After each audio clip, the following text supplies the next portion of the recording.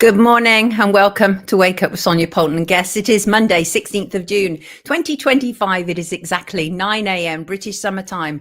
Thank you for being here. I truly appreciate it. And welcome to the show that knows war. What is it good for? Bankers. Say it again. Bankers. So you can intersperse the first word with a W if you wish. And yes, welcome to the show that knows we are also on a knife edge to a certain degree. It feels like stuff could kick off at any moment, but we are here with you with a steadying hand to mop your brow and navigate the course. Thank you for being here. I hope you are all well. I hope you had a good weekend. It's really good, lovely weather out there this morning. I've just been out there and it's lovely. I hope it's lovely wherever you are. What is on today's show? I will be joined shortly by journalist Lewis BRACKPOOL. He'll be talking to us about how TV and government have been working together to manipulate the public. Now, we know they've been doing that. We know that for fact. And we know that they did that all throughout C19. But Lewis has been chasing up more recently. And we're going to find out more about that, which I'm very much looking forward to. We'll also be joined by campaigner Raja Mia, and he will be giving us his reaction to that extraordinary U-turn from PM Keir Starmer, now announcing that we will be having a quote-unquote grooming gang inquiry. Yes, we will. And Grenfell, no justice, no peace, plus two very interesting pieces of legislation will be debated and going through Parliament this week, the abortion update and the assisted suicide bill. More on that later. Plus geoengineering rally on Saturday and the trooping the colours, a costly failure. And Trump, equally, it would appear. More on that later. And were lasers responsible for the UK's flash floods this weekend? Plus Israel versus Iran. And politicians and podcasters, they're bored. Many of them are. Oh, yes. And justice for Preston Davey. And we will end the show on understanding your habit in order to break it. Yes, indeed. How are you all? And thank you for the super chat, Maxine. And I noted that there was a very wistful comment from you earlier saying, good morning, peeps. I'm quite sad today. Son leaves school. Yes, I know. Yep, I know schools are not what they were, but he was happy there. Listen, Maxine, I get it. Honey, I absolutely get it because it's a rite of passage, isn't it? And it's like, you know, people are obviously changing and moving on and it's, yeah, painful stuff. I get it. Thank you, Lenticular Cloud, for that super sticker. I truly appreciate you all. You people are amazing. First point for the live chat. Yes, we have trolls. Absolutely. But you don't have to put up with them. No, you don't. The power is in your hands, people. You can block them. You literally can block them. And if you've got any concerns about how to do that, I think what you do is you go to their name and you should click on their name. And I think there should be information there about how you can block them, or go to their name and then go to their channel and block them from there. But the power is in your hands. In your hands. Right. It was Father's Day in the UK yesterday. I don't know where else it was around the world. It was a bit of a somber event. It doesn't have the same fanfare as Mother's Day. And that's mostly because we are living in a fatherless world. Now, that, of course, is no disrespect to any man who took his role as both a father and a dad seriously, but just to acknowledge that there is less celebration around the day because there are less fathers to celebrate, which is sad. This is one of the serious conversations that we as a society need to have. Why are there so many fatherless children? Are some communities more prone to this than others? How is that impacting children and society in general? These are big questions and we need to find the courage to get the big answers. And hello to all the chefs and cooks and people who loved Anthony Bourdain and enjoyed my investigation, including but not limited to Busy Lizzie, who wrote, Sonia, I devoured this. Back in the day, us chefs all got his books, still have them. Thanks so much. You're a gem. And you are very, very welcome. I had a stack of emails and messages from people, including from a whole load of chefs. So Anthony Bourdain clearly lives on in the heart of many. And before I bring in our first guest, I want to reflect on this. We have to be careful. This is a live and active case. A teacher has been charged with murdering and sexually assaulting a 13-month-old baby boy he was adopting. Preston Davey was declared dead at Blackpool Victoria Hospital on July the 27th, 2023, after he was brought in unresponsive. High school teacher Jamie Varley is accused of repeated accounts of assault, cruelty, and indecent images. Mr. Varley was suspended as a teacher at South Shore Academy in Blackpool when he was arrested in 2023. Mr. Varley and his co-accused, John McGowan Farzakali, were in the process of adopting Preston. Both men were remanded in custody following brief hearings at Lancaster Magistrates Court. Lancashire Police were alerted at about 19:15 British Summer Time on the 27th of July 2023 after an unresponsive baby boy was brought into the hospital. Mr. McGowan Farzakali is accused of allowing the death of a child, sexually assaulting a child, and 2 counts of child cruelty. The charges all relate to a period of time between March and July of 2023. They will appear before Preston Crown Court today. Mr. Varley is also accused of manslaughter, 2 counts of assault by penetration of a child, 5 counts of child cruelty, 1 count of inflicting grievous bodily harm, and 1 count of sexually assaulting a child. The 36-year-old is additionally charged with 10 counts of taking indecent photographs of a child, distributing indecent photographs of a child, 2 counts of possessing indecent pseudo images of a child, and the possession of an extreme pornographic image. As I say, the case is live and active, so please be careful in terms of commentary. And of course, the CPS have put out their warning as per, saying it is extremely important that there should be no reporting, commentary, or sharing of information online which could in any way prejudice these proceedings. Rest in peace, darling Preston. You deserve so much more. So very, very much more. Absolutely heartbreaking when you read stuff like that, isn't it? Absolutely heartbreaking. Right, I want to talk after our first guest, or maybe a little bit later on, but obviously about the war plans that are taking place, what's been going on over the weekend regarding Iran and Israel. I also want to talk about the G7. I think that's important as well. That's taking place this week with all the leaders of the G7 nations.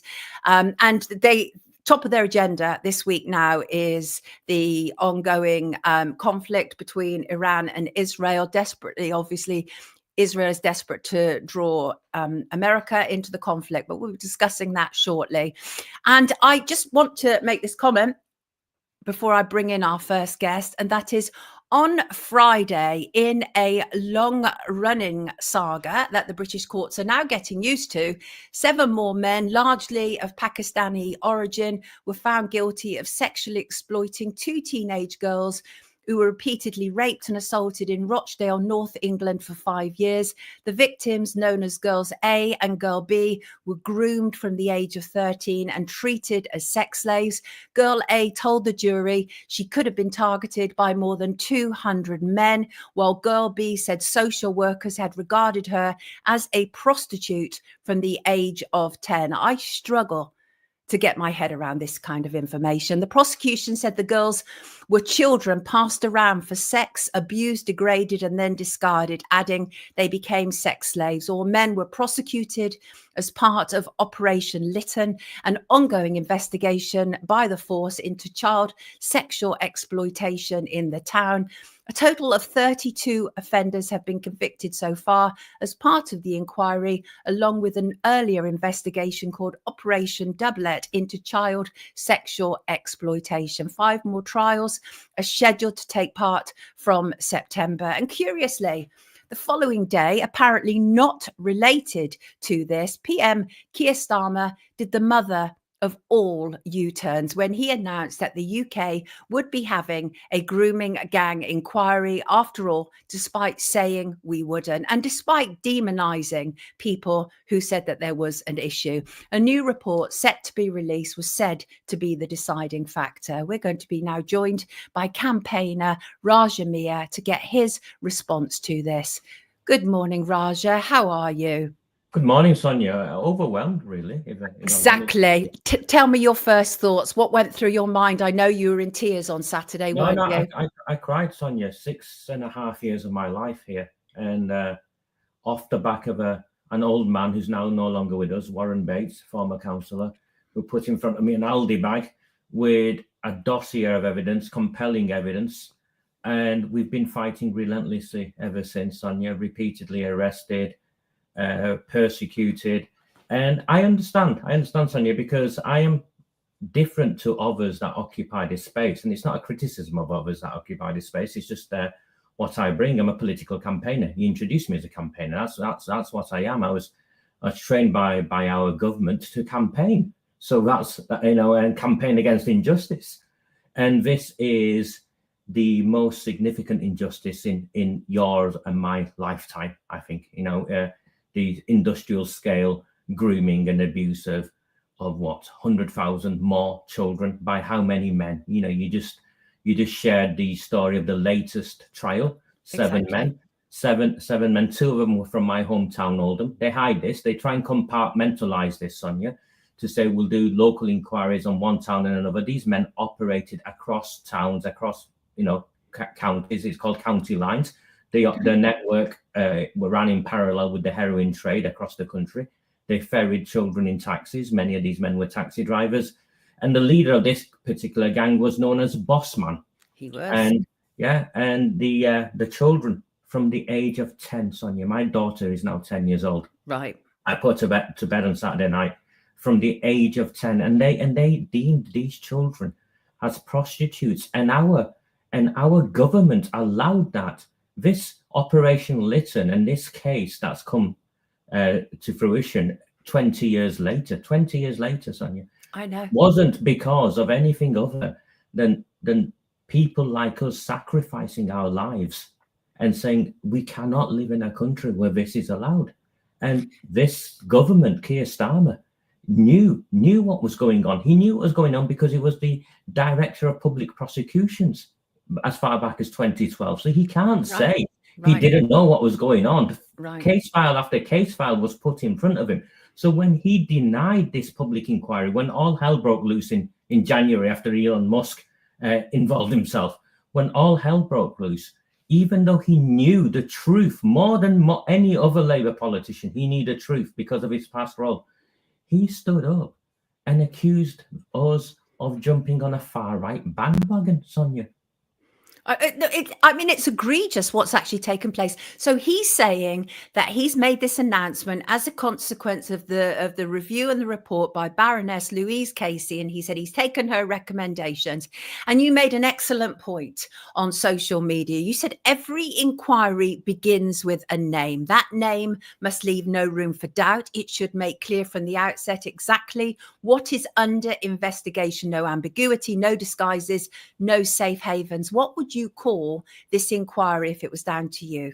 I'd call it the Pakistani rape gang inquiry, because that's what this is. This is an inquiry into the Pakistani rape gangs. It's not an inquiry into anything else. And you just had that horrific story about the young baby Preston. And I know I was listening to what you had to share. What is different in this case to the tragic, the horrible stuff that goes on, that we all know goes on, is that in this particular set of circumstances, when it came to the Pakistani rape gangs, there is a unique set of circumstances that sets them apart from anything else.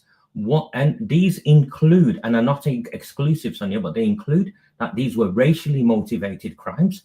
They were religiously justified crimes. Our state shied away from intervening for fear of allegations of racism and prejudice. We refused to engage with the prejudices of a barbaric group of people who hid behind culture and faith. We didn't have the confidence to engage with that. And then ultimately, Sonia, when we knew what was going on, for fear of community relations, we covered it up, which allowed the children, the abuse of the children to continue for decades. And there are specific individuals involved in that.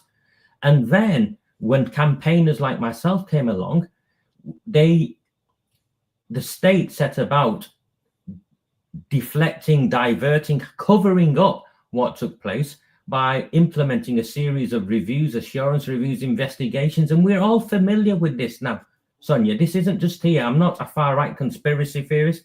I'm not a conspiracy theorist of any form. The state mobilized its entire machinery to come after people like me who were speaking out against this, expose this. There's no criminality in me or in my family. I don't come from that sort of background. I come from a background of public service, Sonia. 25 years of my life I've devoted to safeguarding children and protecting our communities from extremists. That is the world I came from. And I brought a set of skills, and we forced the Prime Minister. We have now forced the Prime Minister. Right, let me interrupt there. So I think that's interesting. When you say that, do you think that the announcement of the rape gang inquiry that you're involved with, that Rupert Lowe, that is what forced the Prime Minister? I'm in no doubt. The people of this country forced our leaders. Right? It wasn't just Rupert, it wasn't myself. And I'll mention these people's names. It wasn't Maggie Oliver, it wasn't Tommy Robinson. It was the people. It was the people of this country, because we are collectively outraged at the industrial scale grooming and gang rape of our nation's children and the subsequent cover-up that took place. You will not find me any person anywhere who is not outraged at that, Sonia. And we collectively forced this. The government is now fearful of the people. And in the leaked elements that came out from the Home Office over the weekend, they first of all attempted to cover this up, or attempted a cover-up. And they failed. They catastrophically failed. And part of that involving pushing back on Louise Casey to water down or amend or some last-minute changes to the report. All of that failed, Sonia, which is why on Sunday, on a plane, as he's heading out to G7, he announces this. I mean, so here's the thing. A lot of people have been saying to me is that Starmer is in a lot of trouble because, and I'm going to quote a friend saying that Starmer has ridden to power on the back of the Muslim vote. He knows he will not get a second term. If he wants a life after politics, he better do something about it now. Do you feel that there has been a reluctance because the Labour Party know that they are compromised by what has taken place, Raja? It's not that I feel. It is certainty, Sonia.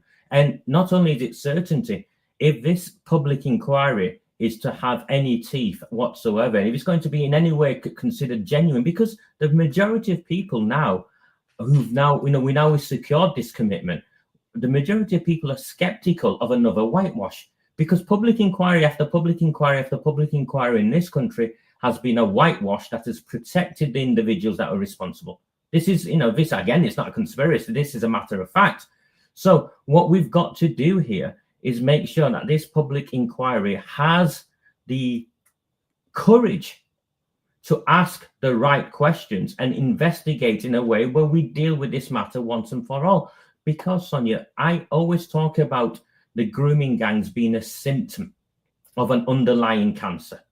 And the underlying cancer is, and I say this as a brown-faced Muslim man in front of you, the Labour Party have been hijacked by a group of Islamists, or on one side, or criminal cartels within the Labour Party who harvest the bloc vote, the bloc Muslim vote, using postal votes and the criminality associated with that.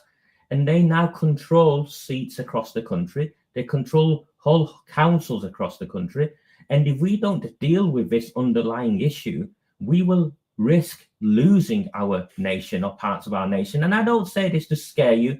I don't say this because I'm in any way I'm an extremist or anything. It's the world I see based upon the training that I received and the experiences that I have operating in the field in which I do. I've got you. So look, one of the things that we definitely know about the Baroness Casey report is that it does make the link between illegal immigration, between this grooming. And there is a suggestion from some people that Starmer has only announced this, and I think you've just alluded to it to a degree as well. Starmer has only announced this really to kind of prevent some kind of civil war taking place in our country, because it feels like a powder keg at the moment. I feel that he has decided this is a problem. I'm going to have to tackle it. What do you think? Casey's report is published today. Remember, it was a rapid audit. And really, the rapid audit was meant to just reassure the government that they were doing the right thing. But the Pandora's box has been opened. She's gone and looked at it, and even a civil servant of her skill set has been unable or unwilling, I think it's the latter, to play any part in this continuing cover-up. There is a massive issue here, and it overlaps. And I think when she makes reference to illegal immigrants or immigration, I think that is the new wave of grooming gangs. So the previous wave of grooming gangs was the Pakistani rape gangs that I make reference to, who are embedded in our culture. I think the stats that are coming out, and one of Casey's tasks was to go and deep dive the stats, is to see if there's a correlation here. And I think what she's found is worse. She's also found a correlation between the asylum seekers and those who are coming into this country and their overrepresentation in the gang rape of children. This is really so significant. And Labour are still sneering. I noted that Rachel Reeves was on TV yesterday morning, Chancellor of the Exchequer, and I'm going to quote her directly. She refused to apologise to those who were rebuked for urging for a national apology, saying what mattered was the victims. She said it's the victims and it's not people's hurt feelings about how they have been spoken about. Now, this, I feel, is them failing to read the room yet again, Raja, because what happened was when people like yourself spoke out, you were immediately tarred and feathered, you're far right, you were demonized, and they are failing to acknowledge what they have done and how they have ostracized people. What are your thoughts to what she had to say? If I could ever meet Rachel Reeves, I would look at her and say to her, your Mayor Andy Burnham's police force came after me and repeatedly falsely arrested me, dragged me through every court across Greater Manchester. The newspapers associated with them ran headlines that I was a child abuser. I'd been arrested as part of a child abuse investigation, all completely fabricated. My mother was stage 4 cancer at the time. My mother died, still worried about her son, because I wasn't cleared while she was alive. I was only so sorry to hear that. So for Rachel Reeves to say something like that, Sonia, she has no idea what we have endured, and so many of us have endured. And the survivors, and I'm sorry, it's not about taking credit or anything. I've met so many of the survivors. They're broken, Sonia. They have not got the means to campaign the way we've campaigned. They've not got the expertise or the insight to navigate this. And those of us, every one of us who step forward into this space, irrespective of what background we came from Maggie Oliver onwards, every one of us has suffered at the hands of the state. Absolutely. And it's a statutory inquiry, which means it can compel witnesses and obviously make recommendations in terms of criminality. Your rape gang inquiry is still going ahead, though, isn't it? The rape gang inquiry has to go ahead and has to run in parallel, because we know they've not come here voluntary, have they? Sonia? Exactly. The Starmer has not come here voluntary. We need to hold them to account. We need to keep continuing highlighting their inadequacies. We need to be feeding and channeling information into the inquiry. And for the first time ever, what we've got is not a parallel inquiry. What we've got is a support mechanism that sits alongside a statutory inquiry. And it is vitally necessary because these people cannot be trusted. And that is why my position on this is very clear. The judge that's appointed, because a judge is usually appointed in a statutory inquiry of this kind, cannot be a British judge. It cannot be one of Starmer's associates. We need to bring someone into the Hague. That's what happened with Right, that's what happened with the child abuse inquiry, because first of all, of course, Theresa May put in several women whose relatives were actually associated with the child abuse inquiry were politicians, so that couldn't work, and they ended up actually getting a judge from New Zealand, I think. I take your point. I think it does need to be somebody from overseas. I get that. Absolutely, I do. So I think this is going to be an interesting week. Of course, the other thing that's going to be interesting, and inquiries kind of rise or fall on this, and that is terms of reference. I have concerns about that because, as you say, they haven't come to this willingly. So what they may do, because you can only answer a question based on the terms of reference. What terms of reference do you feel are absolutely imperative? Well, first and foremost, I am on a train tomorrow to meet with the members of the rape inquiry team, because we will lobby and pressure and be very clear. Rupert Lowe and his team, and the team have already over the weekend issued a 10-point reference as a starter. We will polish that up and we'll pressure them. But what we have to have is who committed the crimes, how many committed the crimes, how many of our children, how long, who was involved in the cover-up. All of these questions need to be asked, because now it is no longer a case of whether our children were gang raped. It is now no longer a case of whether this was an overrepresentation of Pakistani men, or as cases now also found, recently arrived asylum seekers and immigrants. It is now not a case of whether the police failed them. It is now not whether the case of whether there was a cover-up and the politicians covered it up. We need to investigate all of these strands so we come out at the other end where those who are responsible are equally held to account as those who are involved in failing our children and then subsequently covering up what took place. And for the first time ever, Sonia, we are clear. We are mobilized as a nation, and we want the same thing. We will see by the end of this, one of two things will happen. We will lose all trust and faith in our political structure, which is why Starmer turned around and did what he did, because they feared civil unrest. What does civil unrest mean? It means that our democracy, our systems are broken down. If people take to the streets in violence, it means everything's gone to pot. So we'll either end up in that place, or we'll end up in a place where politicians will go to prison. That would be an interesting place. Let me read you some of the comments. Cameron said, the greatest shame upon our nation, and it is massive shame. And I love the way you've outlined all that. The truth is, we already have so many answers. Like, we're not going into any of these inquiries with lack of knowledge, not at all, because people like you have fought for so long to make sure we get some knowledge on this situation. Shug says they are all finished. It just hasn't clicked with the masses yet. I think that this is capable of creating something of a revolution in our country in many key respects. And Ven said Raja is a clear and concise speaker, delivering some really key messages. Thank you, Raja. And you are, obviously, and I know it's overwhelming for you. Well done. More power to your elbow. Raja, before you leave us today, what do you want to add? If I can, beg, Sonia, we got this far from Oldham with 500 people. I had the best, just under 500 people worked alongside me and got us this far. To get us over the line, we need more people. We need at least 10,000, 50,000 people who are engaged, follow the work, and ask the questions. Get yourself educated, understand what's taking place. Have the courage to have convictions, courage not just to have conversations online, but speak to your family members, speak to your colleagues. We all need to know what's taking place here, because the only way we'll win this is with all of us working together. So please, Sonia, I'm begging people to care about our children. And let me just leave you with this comment. Marco says, thank you, Raja. Sorry for the suffering you've had so far, but well done for your efforts and more power to you, man. I think that's probably echoed by the vast, vast majority of our viewers. Everybody, this is Raja Mia. And even though he's very self-deprecating and say it's really very little to do, he's played a key role. Believe me on that. Raja Mia, take good care of yourself. You definitely must take good care of yourself, because I know this is a very, very emotional time. Raja Mia, everybody. Take care, Raja. Thank you, Sonia. Lovely to see you.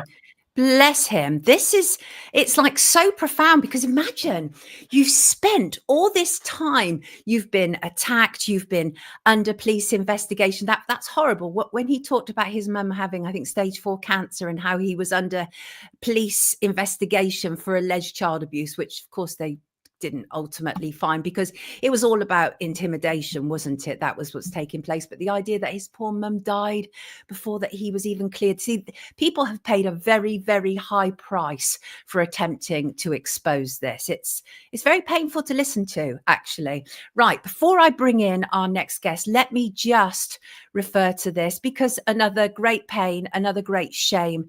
And it is the 8th anniversary of the Grenfell Fire at the weekend. The silent walk for the victims of the Grenfell Fire tragedy took place in West London on Saturday. That was to mark the 8th anniversary since the fire, which killed 72.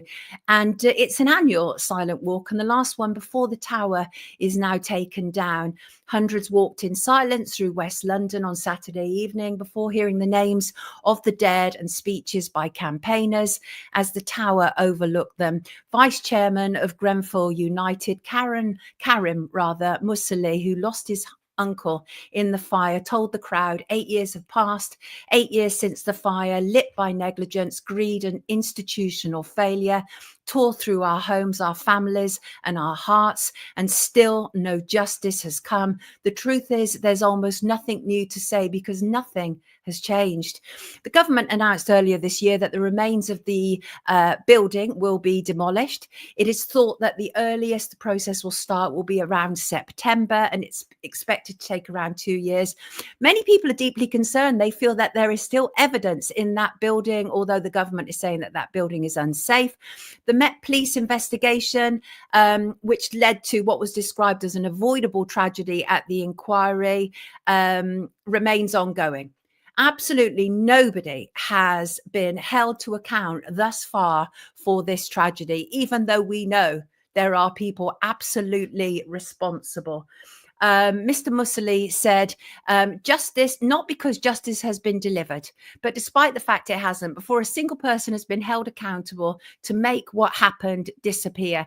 And he said that the only decision that the government has made is to tear down the tower, rather than to see that anybody is criminalized over this. The final Grenfell inquiry report we received in September, it concluded that victims, bereaved and survivors were badly failed through incompetence, dishonesty and greed. The tower block was covered in combustible products because of the systemic dishonesty, as described by Sir Martin Moore-Bick, the inquiry chairman. It was Britain's worst residential fire since World War II.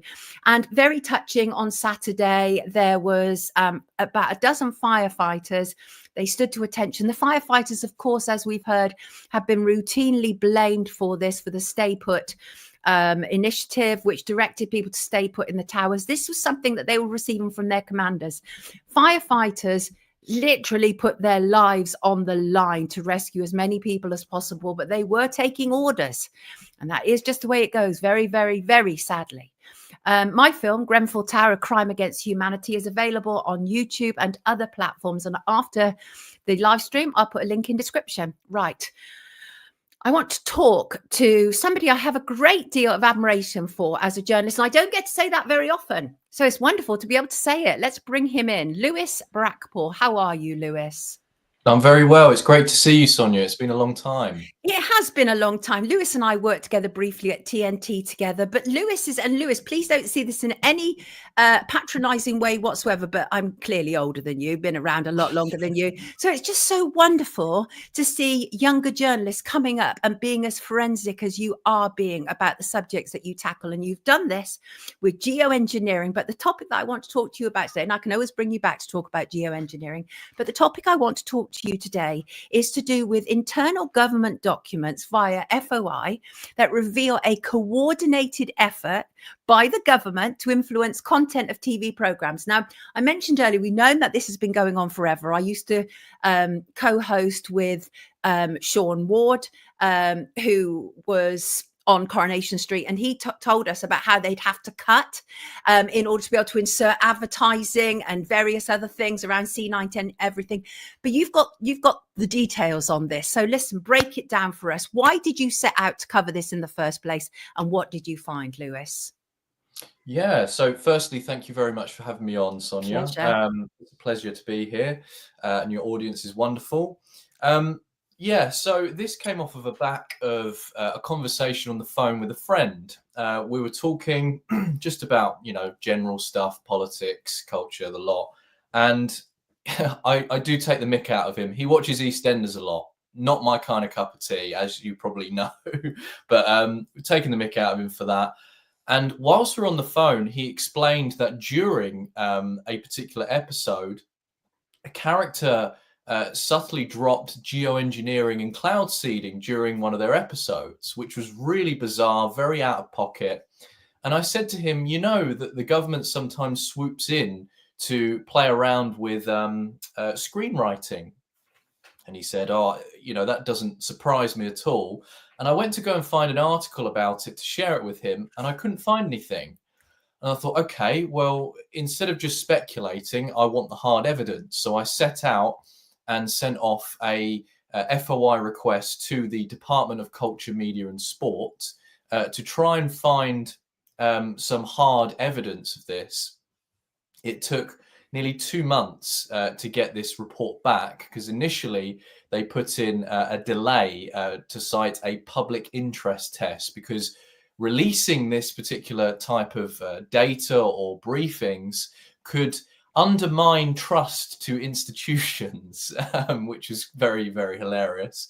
But I finally got a response, and what it revealed is not going to shock anyone.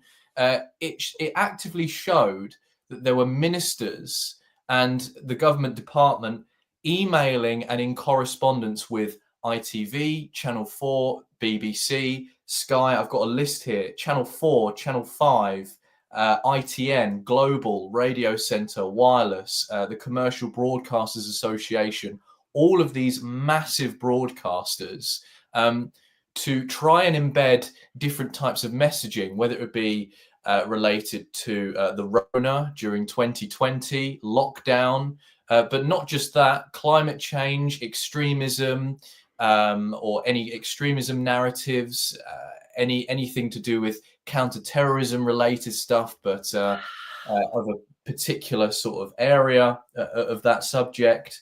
And it just showed a correspondence between the ministers at the time and civil servants with these massive broadcasters saying things like, we want to test out vaccinations and vaccination storylines within soap operas.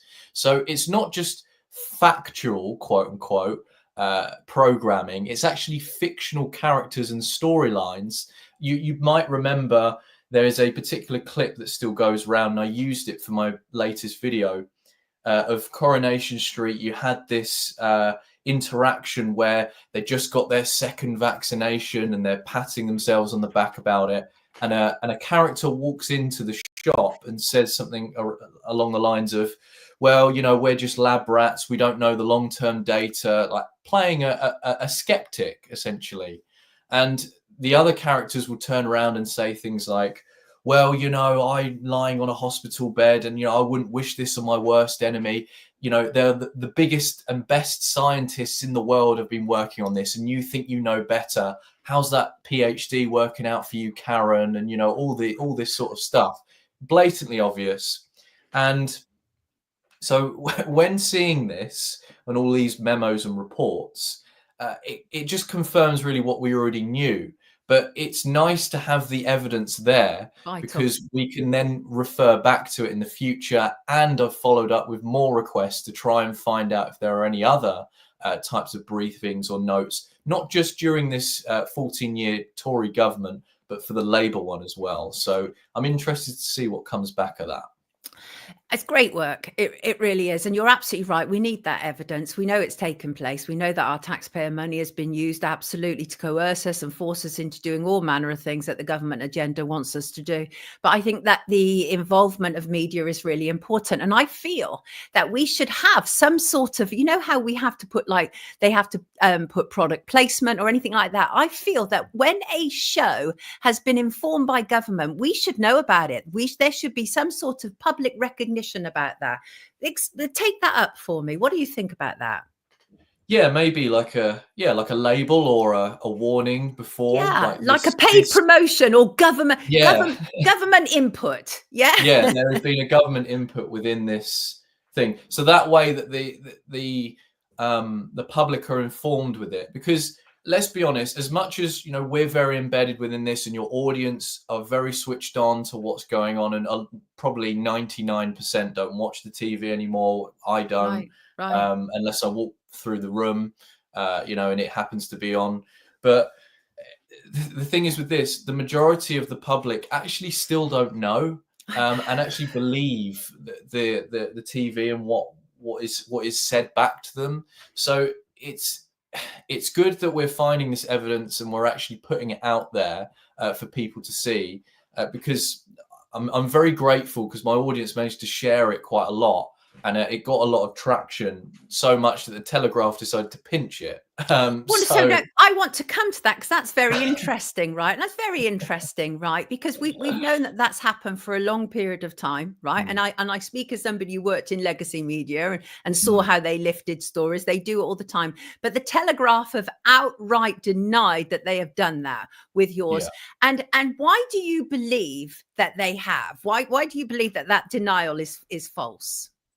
So I put this request in March. It was a private request. Every time that I put a request out, I get rid of the FOI number. I always censor it out until it's reached its conclusion, so that people can go in and have a look straight after once I've broken the story.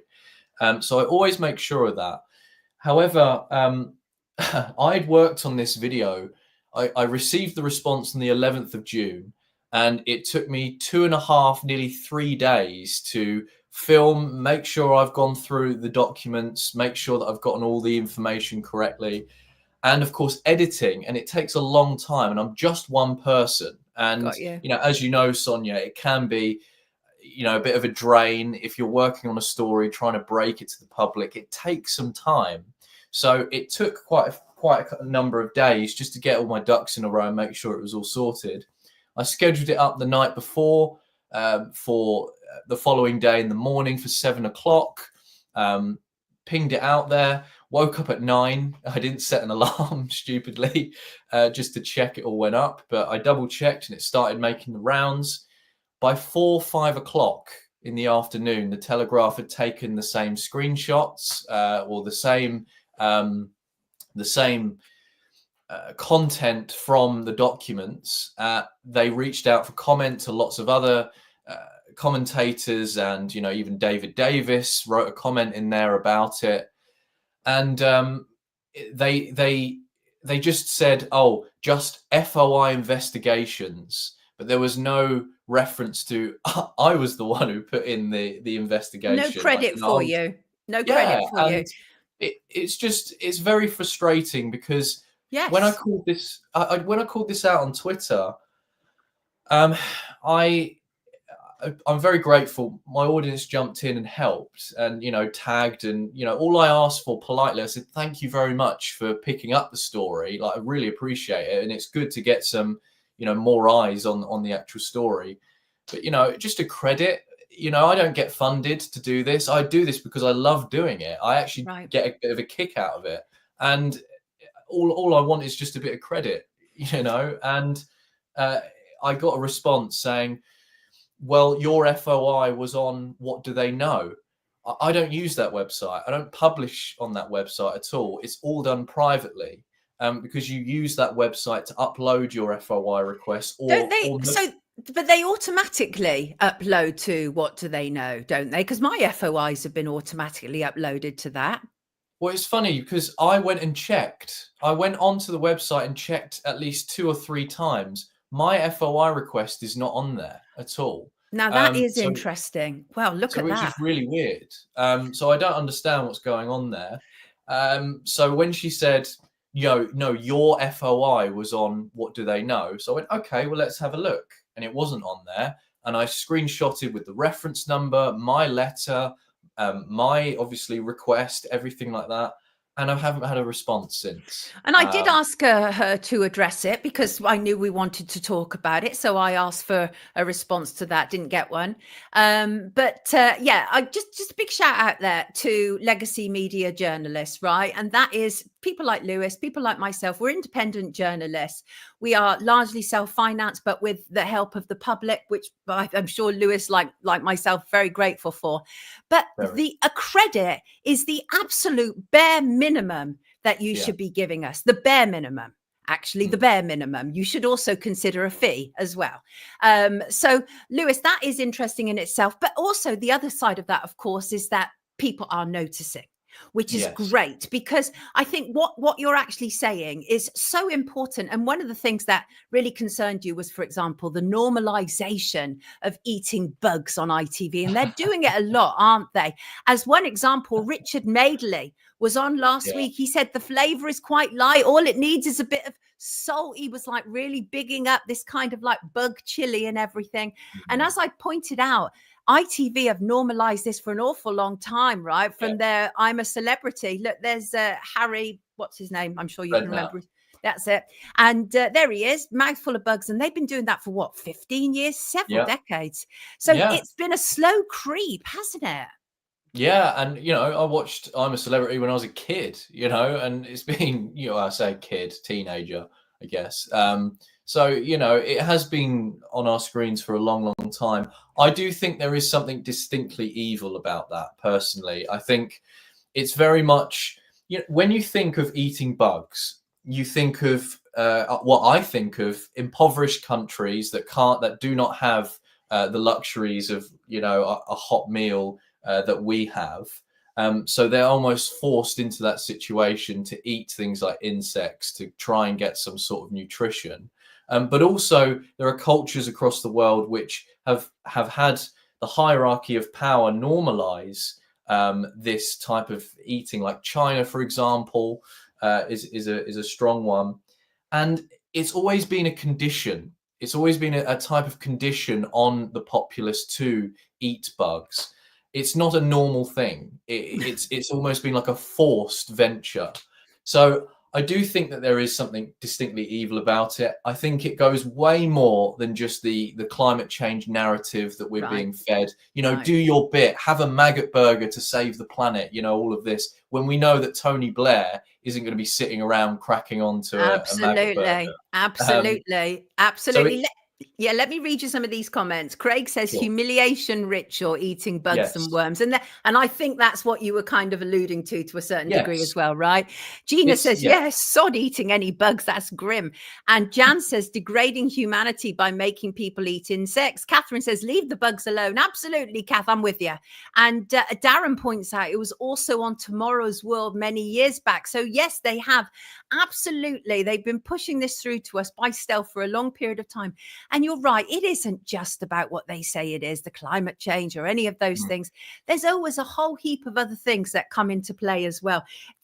Your mind must be like blowing on a constant basis at the moment because, well, you're delving into areas that people simply aren't, other than like people like me. But, you know, like obviously geoengineering, bug eating, the complicity between, you know, media and government. These are big areas, Lewis, big areas. Why aren't you just like doing flower arranging or something? What pushes you on? I just find talking about taxes a bit boring, to be honest. Right.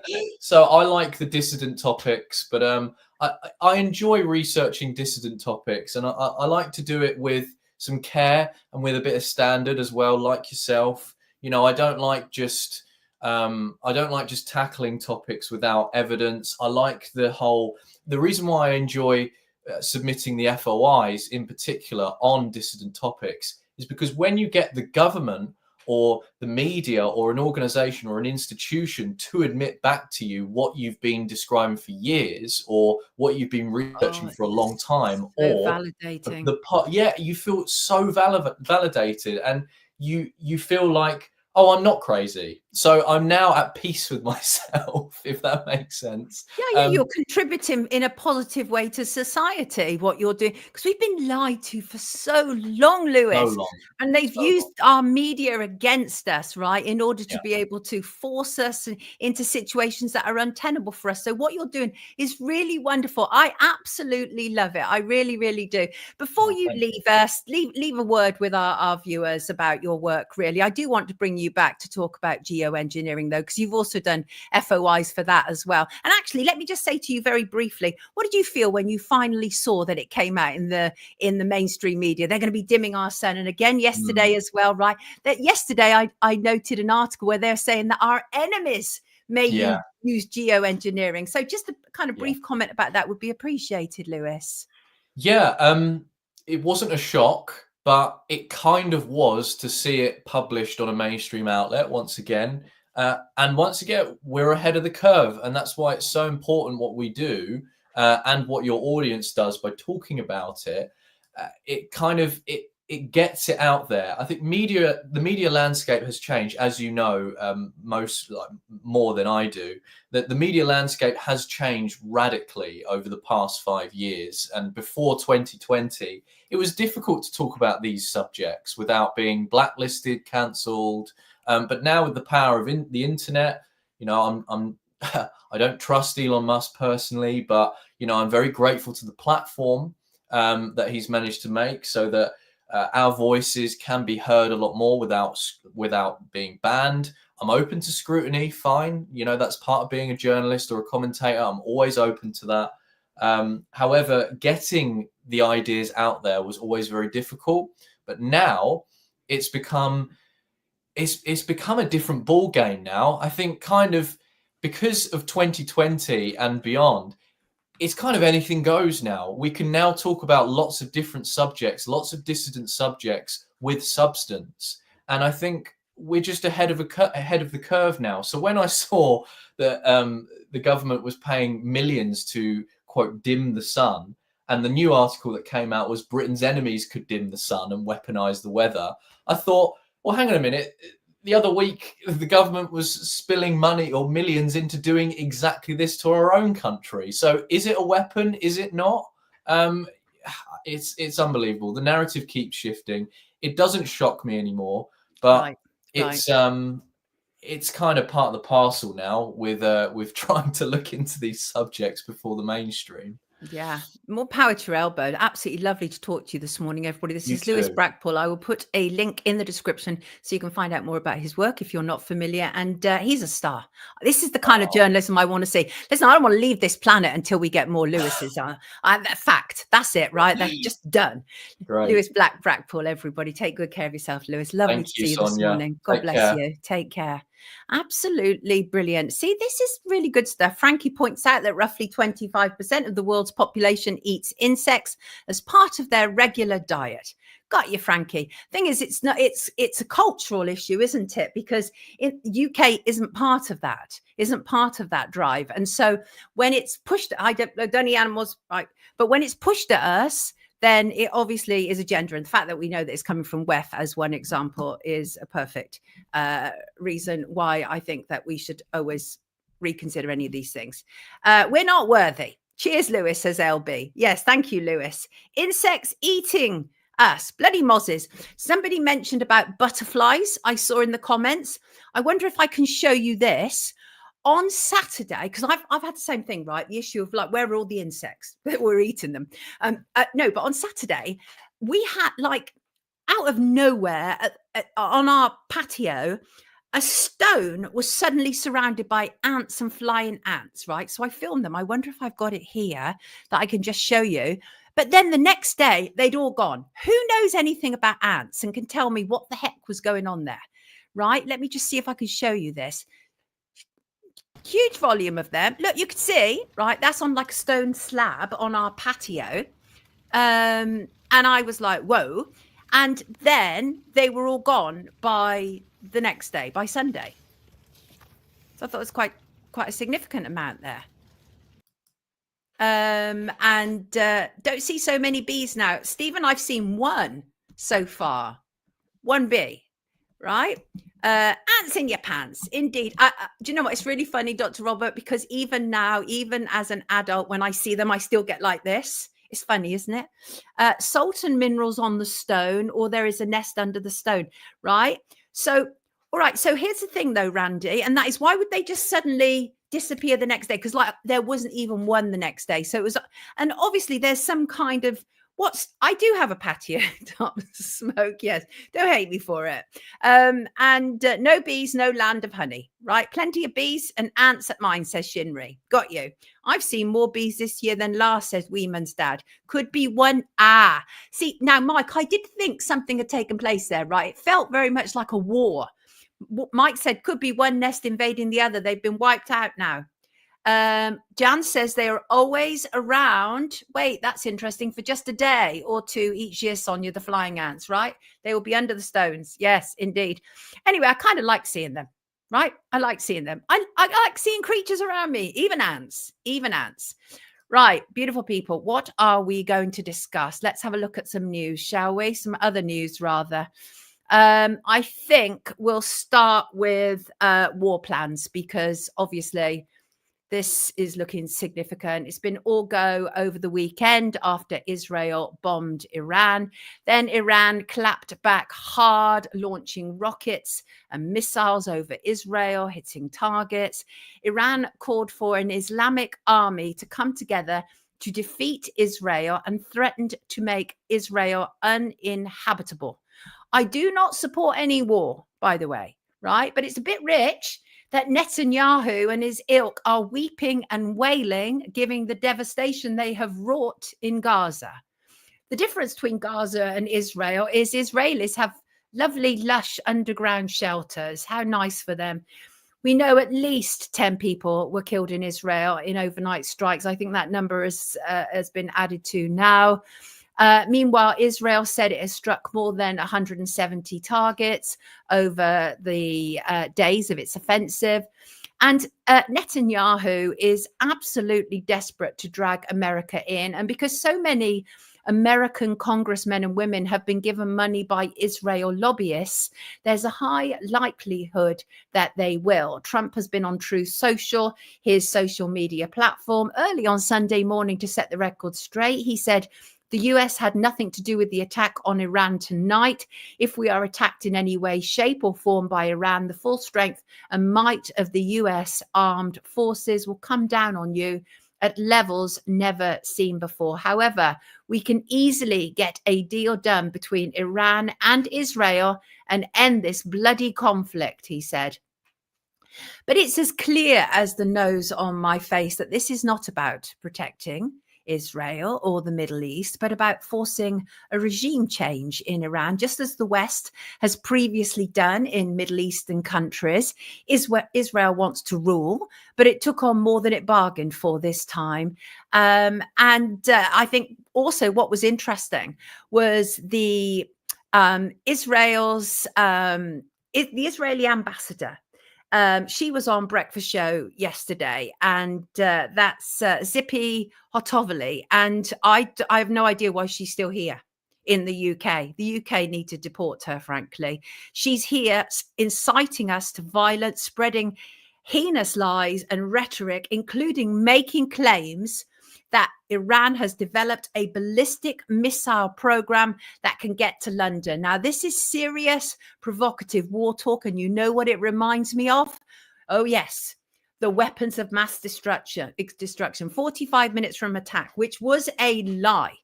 And it was a lie put out by warmongers, of course.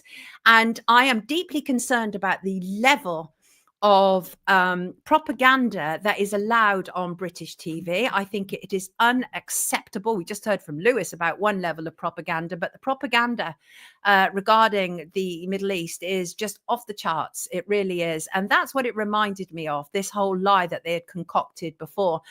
And also, Starmer is sending our RAF jets out to the Middle East. He said that the aircraft was being sent for contingency support across the region.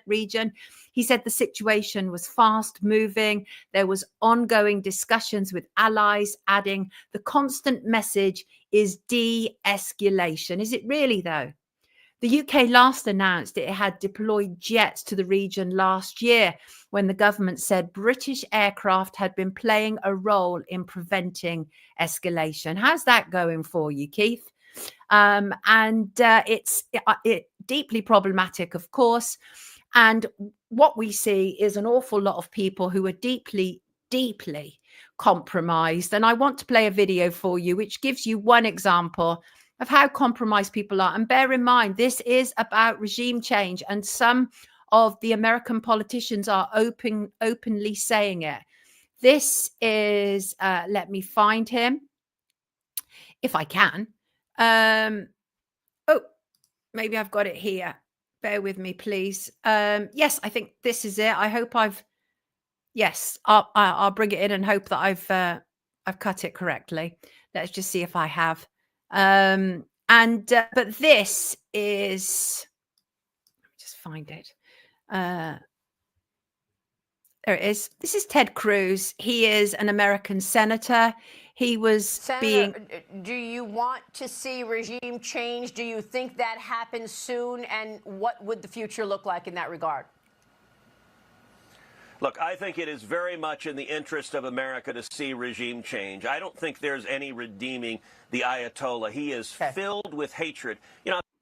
So, I mean, that's all well and good. But the problem is that Ted Cruz is supported by the Israeli lobby to the tune of $1,899,000. Tel Aviv Ted, as the AIPAC tracker calls him. And almost without question now, the American administration, the politicians who are standing up and saying, I stand with Israel, they also should have a paid promotion on their accounts, because many of them are supported by the Israel lobby and they have become part of the war machine. And it is unconscionable, frankly. You have people like Lindsey Graham as one example. These people are awful. They're all receiving money. They're all receiving money. They're compromised. They are. It's horrible stuff, horrible stuff. This issue will be at the top of the agenda for the G7 meeting this week. And Keir Starmer took off to Canada over the weekend. Here he is with Mark Carney enjoying a beer. I hate to think what they were even cheersing right there. But you can be sure it's not for the good of the people, right? So this week's G7 summit in Canada will be dominated by this war talk. High on the agenda was originally going to be Russia and Ukraine and Donald Trump's tariffs, but the events of the weekend have sort of overtaken them, and Israel's decision to preemptively strike Iran will force the group of 7 Western powers to spend rather less time on the issues that they had planned and focus much more on the bully in the room, like so many of their discussions. This will involve Britain, France, Germany, Italy, along with Canada and Japan. And the idea is that the aim is to seek to influence the United States. That's kind of the bottom line, right? Canadians will remember the last time they hosted a G7 gathering in 2018 when there was a row, yes, over Donald Trump's trade tariffs. Yes, there was. Indeed, there was. And the president actually stormed out early, and on the plane on the way home, he withdrew his support from the summit after watching Justin Trudeau, the then Canadian Prime Minister, give a press conference. Mr. Trump described as very dishonest and weak. You can always trust Trump to say what he feels, which I think is one of his strengths, actually. They're also saying that on this summit, Mark Carney is looking to arrange a trip to a golf course to keep Mr. Trump on side, and other leaders, of course, are attending the summit: Mexico, India, Australia, South Africa, South Korea. The history of the G7, if you're not familiar, it's a club of some of the world's richest industrial nations. It was first set up in the 1970s to discuss global economic crisis. But also, of course, it was also set up to shape us and shape our world. But the reality is, and many people say this, that the G7 are actually losing power. It used to be that the G7 was a kind of steering committee for the world. This week may reveal whether those driving days are over. We shall see. And I'm looking forward to seeing what a number of people have to say, including President Trump, including Emmanuel Macron, including Giorgia Meloni from Italy, including Zelensky from Ukraine, including Modi from India. It's going to be interesting. And of course, Mark Carney, as I say, is hosting it because he is now the newly appointed Prime Minister of Canada. Looking at that picture just makes me want to balk. Let me remove it if I can find a way to remove it. Right. What else? How are you in the comments? Beautiful people. Hit the like button, please, says NCP. I like that. It's all about hidden agendas, not for the good of mankind, says Penny. Remember what an Ayatollah did to Salman Rushdie? Whoa, on his publication of his book. I'll never forget. Completely unacceptable. A fatwa on him. Is Starmer a left-hander? That might explain some of it. Martin Foote, I'll have you know that my brother, my daughter are left-handers. And I generally have found that left-handed people are the genius amongst us, right? M's already been sick this morning. G8 is now G7. Yeah, right. Doesn't matter who you vote for. It's the ones who do the counting that matters. Yes, Aurora, exactly. Absolutely unacceptable. Russia removed, Ian. Yes, yes. What shall we discuss next, you beautiful people? I'm aiming this week to make the shows, not Wednesday show, but to perhaps make Monday and Friday shorter shows, just because we're doing 4 shows this week, which will also include Saturday. And the good news for Saturday is I have got my favorite photographer in the world coming along and helping me, assisting me with the live stream. Got new equipment to make it much more stable for you out there. So yes, today's show is likely to be significantly shorter, but we shall see. Right, Saturday. Let me bring in some imagery for you gorgeous people. Let me just remove some of this so that we're clear on what we're doing. Saturday was a big birthday bash, and it was a big birthday washout for both Donald Trump and King Charles and his family. In the UK, it was the Trooping the Colour, a celebration of the monarch's official birthday, which failed to bring people onto the streets and pay homage to the royal family, because it's all over, Charlie. Like, even people who can't stand the royal family felt some sort of loyalty to Queen Elizabeth, but they don't feel that towards you and your kith and kin. They don't. And in the US, it was Trump's birthday celebrations, which did the same thing, another washout. Both events are designed to treat the people at the center as above the rest of us, to deify these people. And it's bombing big time. I think we're all waking up exponentially, and it's wonderful. And this, my friends, I have to say, after this weekend, has given me so much hope that all is not lost for us people. Despite the propaganda and legacy media and social media campaigns, the truth is being revealed in its full technicolor glory, and I'm going to share it with you. So let's look in more detail. I'll start home with Trooping the Colour. Now, this is the imagery that mainstream media want you to believe is what it was all about in the UK, right? This lot all on the balcony. Look at them smiling away. Well, I'm going to show you a video. I'm going to show you a video of Camilla when her and Charles were in the carriage. The look on her face, the disdain, you can actually see it. You can actually see her loathing and dislike for the role that she has. The firm out in force, says the Sunday Telegraph. The Sunday Telegraph is kind of like a weekly newspaper wrested from the anus of royalty. And this was the imagery that they wanted to. Claire saying, are you doing a show covering the protests on the 21st? Yes, Claire. And I'm speaking as well, but I'm also doing a live stream. Right, let me just look at this. I wanted to show you some video, because the video is really interesting. So obviously this is, front page, and it's like, look at them. They're all so happy. They're actually not. When you look to them individually, they were miserable. And Kate was saying something to the poor lad. What's the oldest boy called? It's not William, is it? It's not George. Is it George? Yeah. She was like sniping. She's not all Saint Kate, not at all. And Camilla is just horrible. Let me show you this video of Camilla to start with, right? Because I want to show the true royal family, who they really are. Let me show you this. So this, bear in mind, and what I want to point out to you is the way that Camilla does these kind of cursory waves to people. She don't care, absolutely not. But bear in mind what they were seeing, and what they were seeing were protests saying "Not my king." They were seeing hardly anybody along the route, right? And so look at Camilla's face. Check it out. This is who Camilla really is.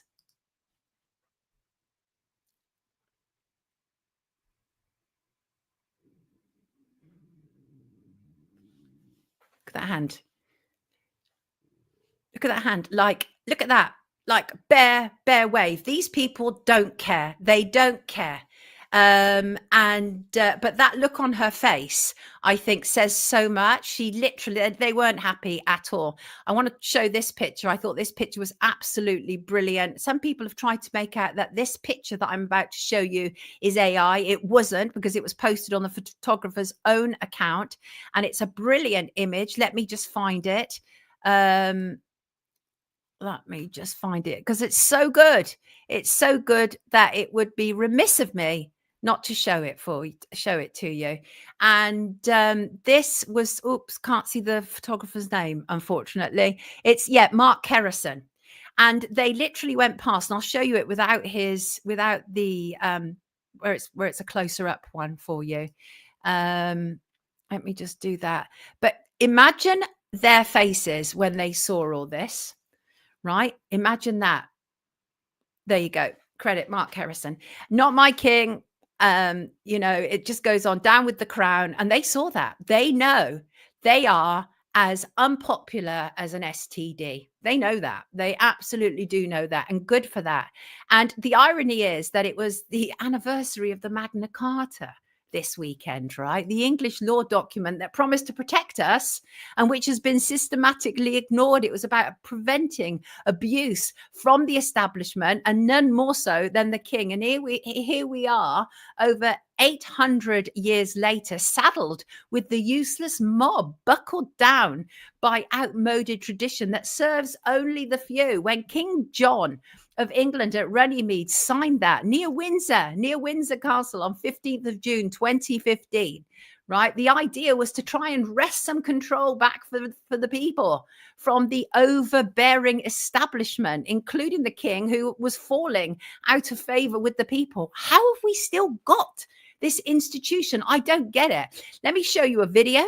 That I also captured. And again, some people, the royalists online, they want to make out there was plenty of people there. That's a lie. It's an absolute lie. And I took this imagery within seconds of each other, and it is the royal family staring out on the balcony. So the whole idea is they did the trooping of the colour. The most recent FOI said it cost us £10 million, right, to stage the trooping of the colour. I don't know what this year's event has cost us, but they're not good value for money. They're not bringing out the crowds, and a lot of the crowds there are tourists. That is a reality. A lot of American tourists love them. Well, you pay for them, love. You pay for them. We're sick and tired of it. So look at this image. Again, this shows you these people are not popular. The only reason we are told they're popular is because mainstream media continues that lie. So just check this out. This is them on the balcony, right? There's the fly past, and look when it looks out into the Mall. Right, there they are. Look at the Mall. That is like, look, that's even less than half empty. Now, whatever anybody thought of Queen Elizabeth, right, when she was alive, although over the last few years that it's become increasingly less and less people for these public events because we're all sick and tired of it, right? But even with Elizabeth, she could still gather quite a crowd. There often used to be crowd control when Queen Elizabeth was scheduled to come out for her birthday honours, but not for Charles, rather. They are speaking very loudly. They are the public are telling the royal family to F off. And when they get there, they should just F off again. And they should be lucky that the royal family should really take this as an opportunity to bugger off once and for all, because they should be lucky that we're not arresting them for ruling over us and stealing our land and money for a very, very long time. They should be very fortunate that we're not doing that, although it's always on the table. Isn't it? It's always on the table. And the same thing. And the thing is, what I thought was very interesting, this was about the birthday of two men who are said to be kind of like all powerful and leading the world. And Charles, royals are not supposed to be involved with politics or anything, but we know that's an absolute lie with Charles. And his offspring, William, same thing, very much involved with the World Economic Forum, the whole idea of Build Back Better, the Great Reset. They are absolutely there. Charles has for a very long period of time been part of the whole net zero agenda. But so what this was on Saturday was a celebration of two so-called very, very, very powerful men, but not in the eyes of the public. And so I want to go across the Atlantic and to America. It was Donald Trump's birthday parade, and honestly, it was equally as painful to witness. It was like, and again, I have to say, these things give me hope, because I don't think that it's a healthy world when people are treated above other people. I don't think that's a healthy world at all. And here he is. And, so at the same time as Trump was attempting to big himself up, and no one was complying despite orders. There were these no kings protests all over the US. This was so named because Trump fancies himself as a king and has said as much, although he dismissed it last week. The estimated cost of his birthday bash, of which the streets were hugely, massively empty, a very, very poor turnout indeed. But the estimated cost is between $25 to $45 million. And military parades are about dear leaders, right? They're very embarrassing. Same with King Charles. It's a lot of the time, I mean, King Charles is because it's part of tradition. It's like a 300-year-old tradition to have the trooping of the colour, 375 to be precise. And but when you are a politician, this is the stuff of dictators, military parades. And I don't know if anybody saw it, but it was the funniest military parade I think I've ever seen in my entire life. And big up yourself, American soldiers, because they couldn't give a flying, right? You know, when you often see like Kim Jong-un and his military parades are like absolute precision. American ones were not like that. If anybody's seen it, I haven't got the video. It's just more's the pity because it was actually really amusing. Very, very amusing indeed. But my point is that this is the world speaking, because when we are put into a position, when we are told to honor people, when we are told that people are above us, such as like King Charles or Trump or etc., and then they use our money to try and force us into a celebration of these people, and then we refuse to turn up, that sends a massive message to the world. Now, the problem is royalty is so deep rooted in England. I cannot see how they're going to unpack it all, because it is so deep. People are like scared of losing their tradition, but we don't need to. We can literally and we don't need to have a president either. People are caught in this really narrow thinking, this whole idea that if we get rid of the royal family, we must have a president. No. The point about us living right now is we can make rules that suit all of us. Right? That is what we should be doing, right? Not just for the few. The world is for the many, not just for the few. And at the moment, it's absolutely styled around just being for the few. Royalty is an anachronism. It's outdated. It shames us all, actually. And we shouldn't have it, but we should make use of it. And that is, my suggestion is we, essentially retire them off. They've got plenty of money. And like I say, they should be really glad we're not dragging them to the Tower of London and having them dealt with, right?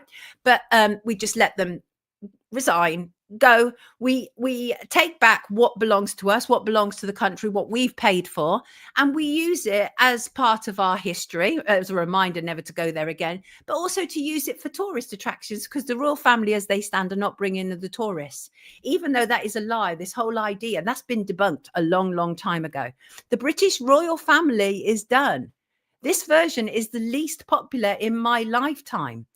They're a drain on us. Their existence is an embarrassment that even their paid media shills can no longer hide. Abolish the monarchy, I say. Abolish the monarchy. And last word to the man who took this brilliant picture, Mark Kerrison. He said the BBC would have you believe that there were vast crowds of British citizens out to celebrate the King's birthday today. In truth, the event seems to become much smaller with every passing year.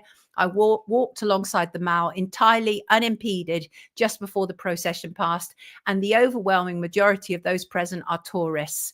Republic were there, that's the anti-monarchy group, were there to represent, and that's them with the posters. Republic were there to represent not only those who wish to replace the monarchy with something more democratic and attuned to the times. And that's my only problem with Republic, is I'm not quite sure the direction that they want to go in, but I'm absolutely for abolish the monarchy with them. But the mainstream media acted as if the trooping the colour was the big affair that brought all people together from the UK. And it's a lie. It's a lie. And don't we just love exposing all the lies now? It's over, kids. Royalty is over. It's like how much they know. And that's why there was like Camilla had daggers in that carriage, and she also revealed her disdain. Because when you do that, when you're not even looking at people and you do that, right? It's so awful. It's so awful. And because most of them are tourists, they don't care. They're not paying for it, but I am paying for it and I want them out. And that's that. And that's my position on it. That's my position on it. What do you have to say, kids? Right. Yes. Right. Okay. Let me see. Can I say, why are people using AI tools such as Grok to get to the truth? This is getting stupid. You do realize this is a tool of the technocrats, right? Plus, it picks up information that is mainstream, official narratives, and it feeds it back to you as some kind of truth. People are so easily fooled, right? On social media, on X in particular, almost every post is greeted with people saying, Grok, what's the truth? Stop asking Grok. Grok has been programmed by people to work against you, to create official narratives. It's absolutely ridiculous. Is it a psyop? Is it the new psyop? I don't know. It's ridiculous. It's because they are F-wits, says Ven. I see. Yes, there are 3 nations on this island. I get it. Absolutely, I do. But I'm going to be saying the UK because we are united at this moment in time. Simple stuff. Simple stuff. If it refers only to England, though, of course, quite happy to do that. That's why I got off Twitter. It was mainly fake, just like Lamestream. Yes, Louise, it's ridiculous. We need whatever your position. That's a fantastic photograph. Fitzy, it is. It really is. I think it needs to win an award, doesn't it? It needs to win an award. I just love it. I think it says it all. And I hope, let's give it another flash. Makes me happy. Ditch the Duchess. Ooh, love it. And we know that Reform, the political party, have failed their original membership, but their Mayor of London hopeful, Ant Middleton, is literally calling for us to be a police and army state. You are aware of this, right? Let me see if I've got the tweet that he wrote. This is the problem. These so-called alternatives are nothing of the sodden sort. Ant Middleton wrote, who would support like to see a military guard unit, a newly formed security force on the streets of our capital city? It would not only be a reactive and deterrent force on the grounds, but also great for tourists to experience and, more importantly, feel safe with the best of Britain at their disposal. It's a stupid idea. You are telling us that you are part of the establishment, that you want to create a police state. I don't know anybody who supports this man. He's absolutely ridiculous. Absolutely ridiculous. What an absolute tool. And also, just to say, and nothing related to him, by the way, but it's something that I was thinking over the weekend. And then lovely Charlotte, who's in our comments this morning, actually commented on last night. And I was so relieved to see her comment on it, because sometimes you can get bogged down and surrounded by all really odd people on social media. But why have so many people, it's just a question, but why have so many people who made their name on the anti-woke circuit over the last 5 years, why have they just suddenly turned into genocidal maniacs, or was it there all the time? Were they just pretending to be interested in the fact that, the whole issue of gender and protecting children, because they saw it as an easy way in? Because if you look at the amount of people, podcasters, who are like anti-woke and so-called comedians and all that sort of stuff. I say so-called because hardly any of them make me laugh these days. But they're all like, pro-war. And things, I absolutely detest people like that, because what they've done is they've latched onto actually legitimate campaigns. The whole issue around gender, those are legitimate campaigns. We do not want children put on puberty blockers or put on a gender pathway, right? We do not want men in women's spaces. Those are legitimate campaigns. And these people latched onto them in order to be able to then come in with what they really stand for later on. Yeah, reprehensible people. And it's not a coincidence. Oh, why have I just put that on stage when I'm talking about genocidal maniacs? Maybe that's not a coincidence either. Right. 2 powerful acts are being debated and voted on this week in the British Parliament. Let's bring in some imagery. This Kim Ledbetter, a thoroughly unpleasant individual who really is in Parliament based on a sympathy vote, because her sister, who was also a politician, was shot and killed. And Kim Ledbetter came in later, and she's got an MBE, even though she's done basically sod all. But she is, well, she's probably got an MB now, because we can see why, and that is she's very much involved with the assisted suicide bill. Let me just bring in some imagery so you can see what I am referring to here. Let me find it. Yes, here we go. So this is the Ledbetter bill, and it's people call it the assisted suicide bill, the assisted dying bill. The actual title is the terminally ill adults end of life bill. There's another vote taking place this Friday, and this could actually see the bill killed off. It's losing confidence amongst politicians. So what happened was there was a debate on Friday, and the fact is her bill suffered its first major Commons defeat. And what she wanted, this tells you everything about her, is, and this is where I think it's starting to get too much for politicians, right? Is she thinks that doctors should be allowed to raise the issue of assisted suicide with under 18-year-olds. That's what she thinks. And I think some politicians have gone, oh, this is too much. Anyway, that's defeated. That is defeated. And responding to this is Dr. Gordon MacDonald, CEO of Care Not Killing, and he welcomed the first Commons defeat, and which saw many MPs reject Kim Ledbetter's proposal to allow doctors to raise assisted suicide, unprompted with under 18s. So your team going to a doctor with whatever, depression or sickness or whatever, because it will get flexible. It will get flexible about what they can offer. A doctor can say, have you considered assisted suicide? Have you assisted the terminally ill adults? Even though these people aren't actually technically adults, because in the UK, you have to get to your majority, which is 18, to be considered an adult. I think that's accurate. At 16, then they're not yet, although they do talk about it being a key to the door. 16 it allows you to do things like drive a car, but you can't vote until you're 18. But you can give permission to end your life. And that's what she wanted, but they can't anyway. It's all been thrown out. And Dr. Gordon MacDonald of Care Not Killing said, it appears that the assisted dying bill has lost momentum, with MPs increasingly turning against this poorly drafted and extremely dangerous piece of proposed legislation.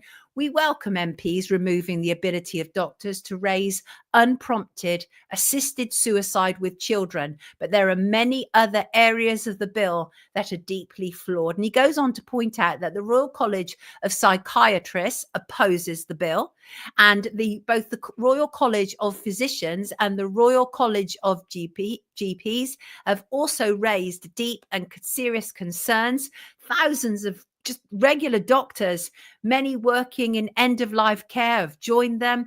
And Dr. MacDonald goes on to say, at a time when we have seen how fragile our healthcare system is, how the hospice movement faces unprecedented financial and staffing pressures, and when up to 1 in 4 Brits who would benefit from palliative care aren't able to access it, this should be the focus of MPs' attention. We need much better care, not killing. And I completely agree with him, completely. So let us hope that this week is when some common sense gets injected into this argument. I used to be very torn about this, and my attitude was very much like, well, what if I got into a situation where, I don't know, I had terminal illness, or I'd had an accident?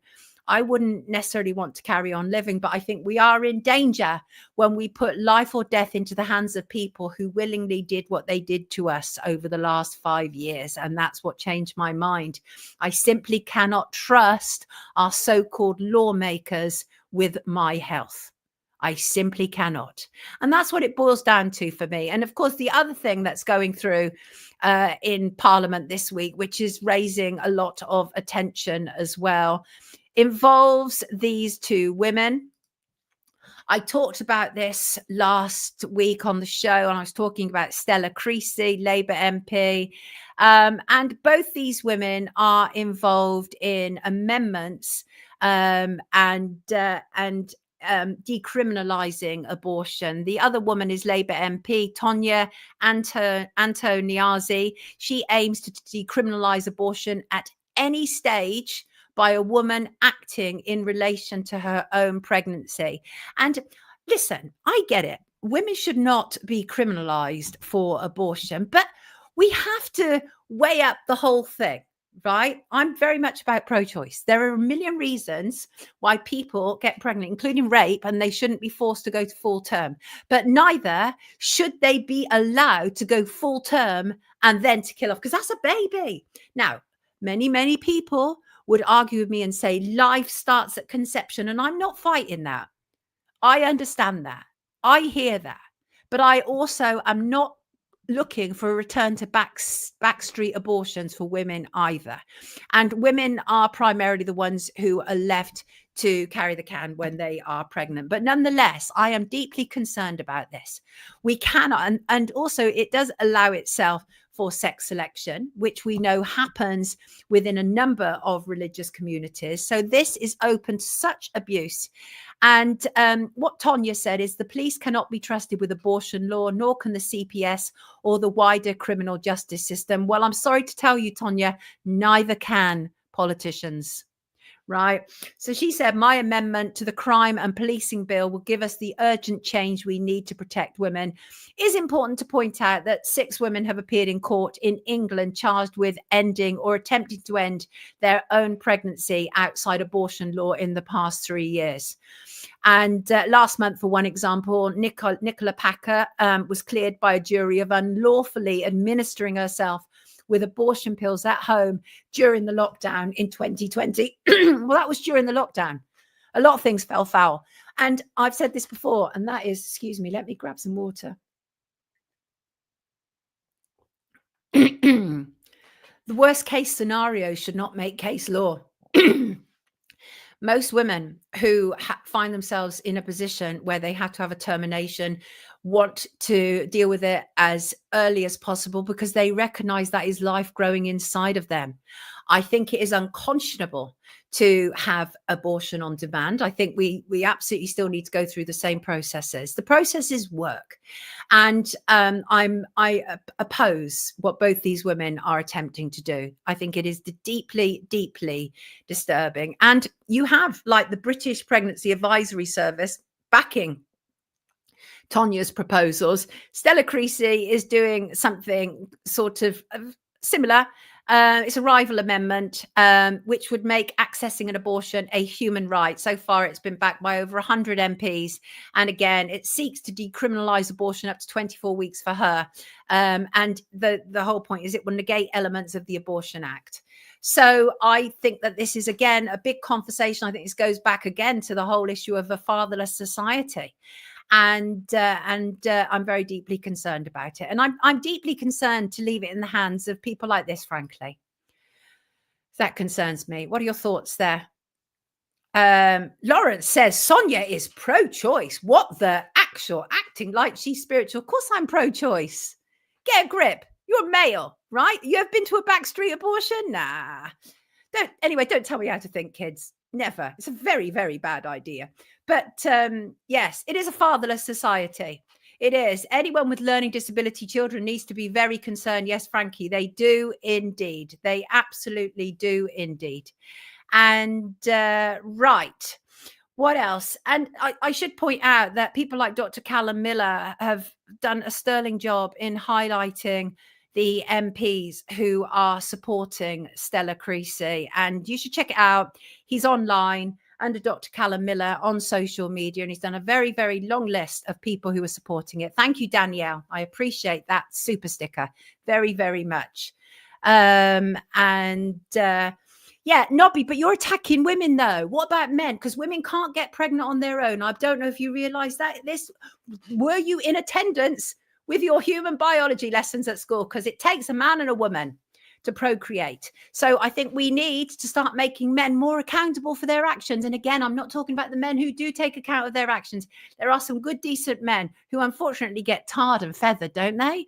But with the same kind of stuff of very, very bad fathers. And there are a lot of bad fathers in this world. They nuked the nuclear family. They did, Marcuson. reality.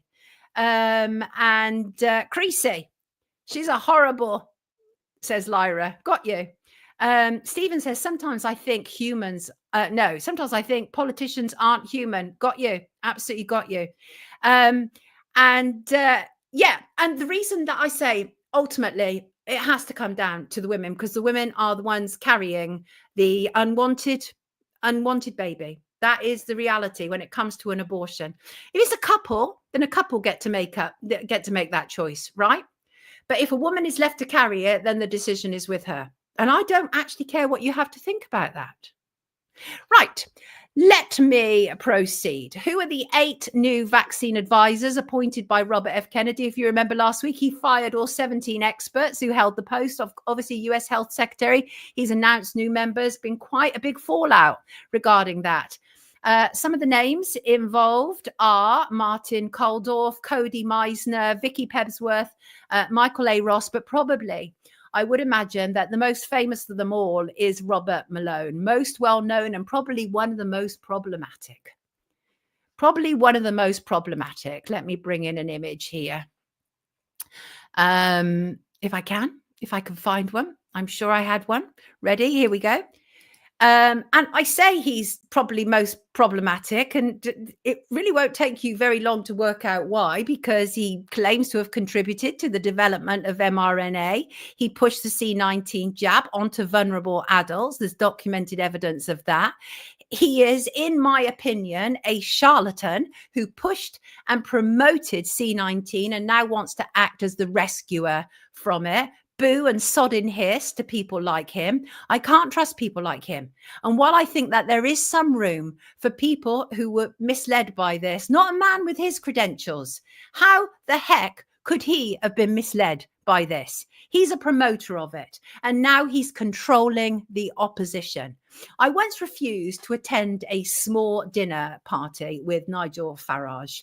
I was told by way of an incentive that Dr. Robert Malone would also be there. Well, that just kind of firmed up my thoughts. I do not like to be part of a small private gathering with people responsible for harming millions of others. It's not my gig at all, and I am far from alone.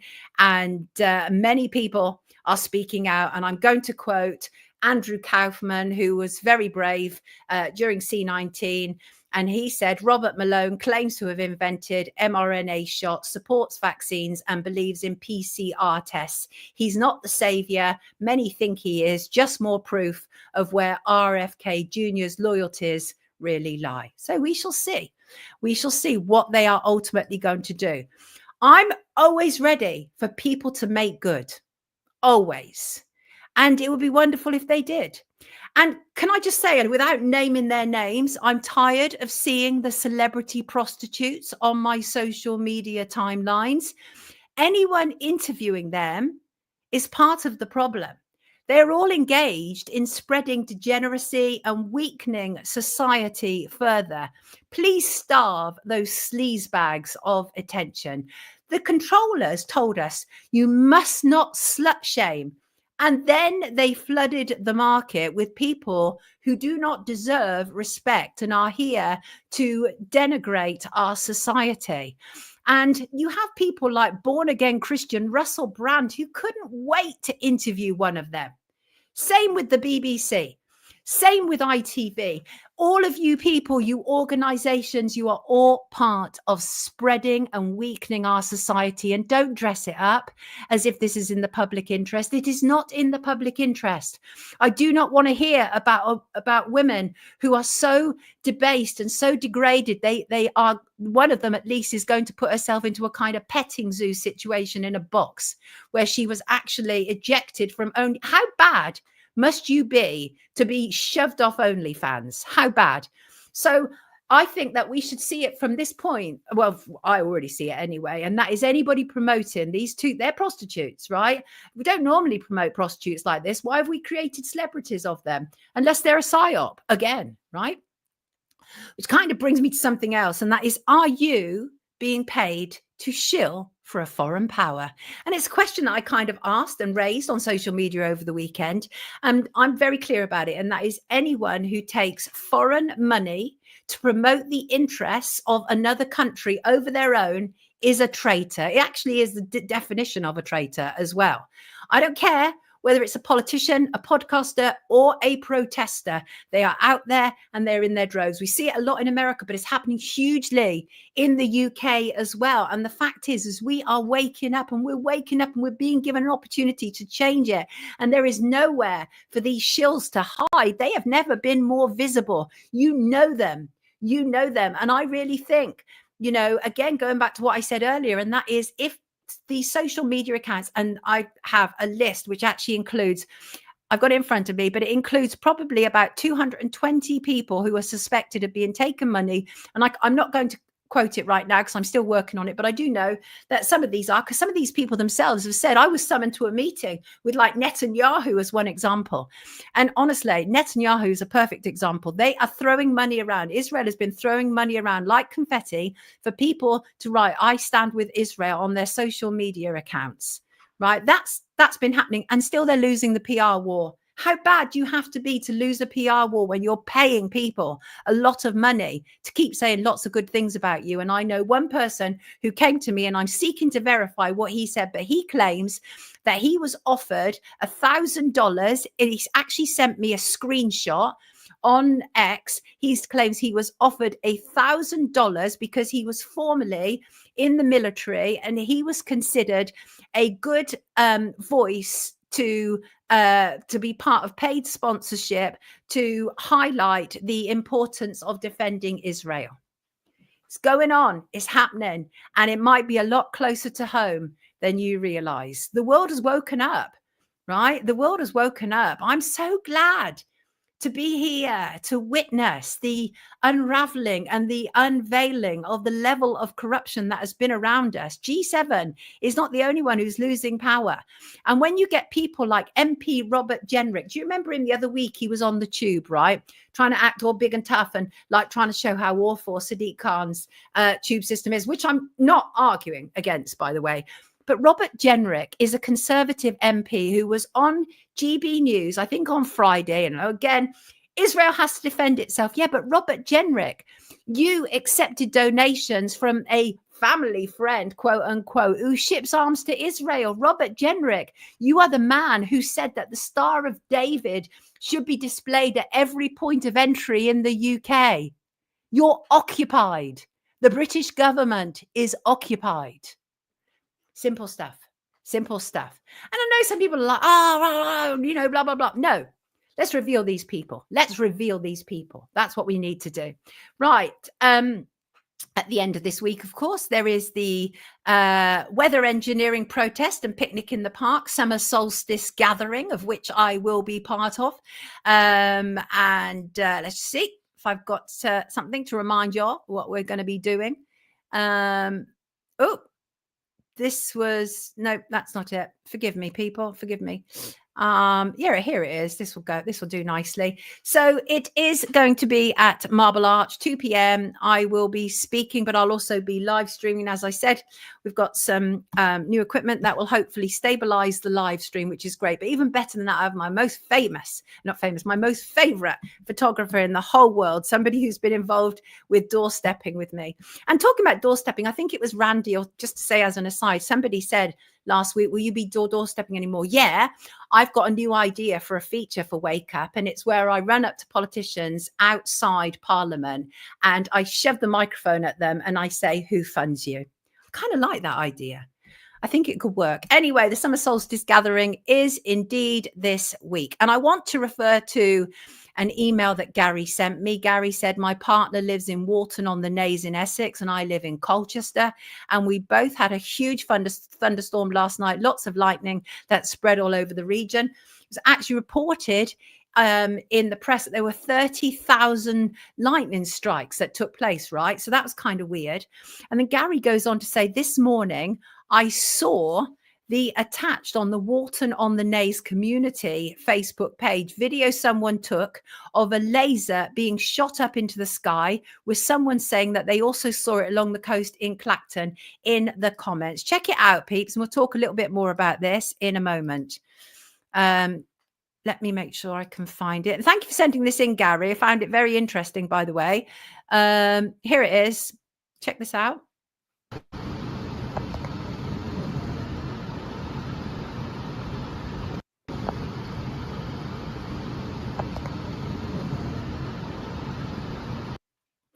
And Gary goes on to say, I didn't think any more about it, then went into the garden. I laid in the sun. Yes, a beautiful day, bizarrely, after last night, listening to the Sheep Farm podcast. And they had the maker of Frankenskies on, Matt Landman, who's obviously organising this gathering on Saturday, talking about the rally in London. So I watched his documentary and I saw for the first time talk of lasers used to create storm and lightning. And he did indeed attach the clip.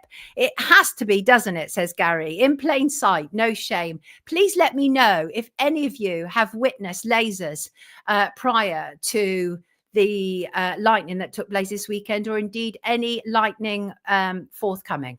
Please let me know that. And lovely Trev, whose dog Toby appeared on our Lucy Letby live stream, is distressed by all the war talk and hopes aliens can intervene. He wrote, "Hiya, Sonia. We're now so close to World War III with this terrible situation we're in at the moment. If you believe that there are aliens watching what's going on, which I do, let's hope they can save us by disarming any of the nuclear weapons that the monster Netanyahu has control over. I've always believed that they are watching over us, and even though there have been numerous nuclear tests all over the world, and of course the devastating attacks on Hiroshima and Nagasaki, they won't let that bastard launch any of his missiles that could end up with us in complete annihilation." You probably think I'm talking crap, says Trev, but after witnessing a few UFOs in my lifetime, I know they're watching over us and are here to protect us. I got you, Trev. I think that it's arrogance for us to assume that we are the only living in the entire solar system. That's ridiculous. That's ridiculous. Of course, there has to be other life. There has to be. It just wouldn't make any more sense to me. But you may think different. You may think different. Hello to Vendetta, who's in the comments, said, "I just wanted to share this post with you that I wrote. It was on my work Teams channel, where a culture of toxic positivity can sometimes be evident. The channel is called Sharing the Joy." And I want to show you the picture. The picture that Ven is talking about is this. And I might have to explain it to you, but that's all right, because that's all cool, isn't it, people? That's all cool. It's a swan.